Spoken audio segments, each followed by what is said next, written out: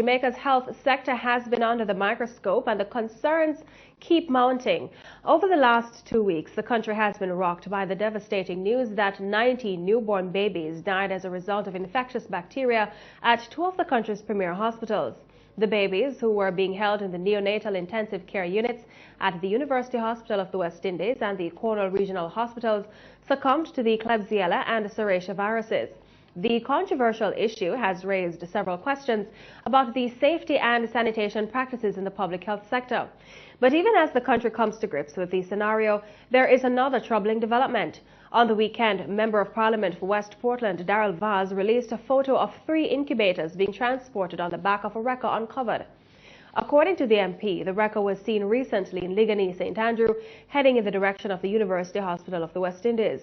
Vaz says the critical life-saving machines were fully exposed to the open-air elements of dust and bacteria.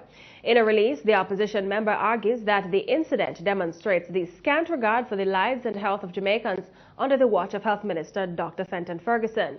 Mr. Vaz says the issue is a glaring breach of international best practices. There can be no excuse for incubators to be opened and exposed to the contaminants of the open air elements. And wherever it was going, it doesn't matter. There's no reason why incubators should be transported on a wrecker. A wrecker is for cars and trucks, not for incubators. And incubators, no matter how you sterilize them, once they're open to the elements of the open air and the contaminants, it makes it that much more difficult to make sure that it is sterilized in a way that won't create any problems for those babies that use it. Meanwhile, the opposition Jamaica Labour Party, JLP, is calling on the government to release the audit of the public health sector. The audit was commissioned in May. Opposition Member of Parliament Darrell Vaz believes the document will reveal several inadequacies in the statements by Health Minister Dr. Fenton Ferguson concerning the time he was informed about the outbreak of the Klebsiella and Serratia viruses. At a press conference on October 20, Dr. Ferguson told the nation he was only informed on October 16 of the deadly bacteria which claimed the lives of 19 babies. The babies died between June and October at the 2 hospitals. However, the JLP is disputing that information. The opposition MP says the opposition says they have access to health audit that was leaked, and it shows that the health minister was informed of an outbreak at the neonatal unit of the Cornwall Regional Hospital from as early as August. Clearly, that the minister was that on the day that the inspection and the audit started at Cornwall Regional, that is the day that the infection actually started there. So it would have been in the report, and that would have been, he would have known that by September. So again, there's a credibility gap in terms of whether he's misleading or lying to the country. Vaz adds that the audit will also confirm that the health sector is short on critical tools. He pointed to requisite medical supplies being recycled, including disposables. And the opposition maintains that Health Minister Dr. Fenton Ferguson should go.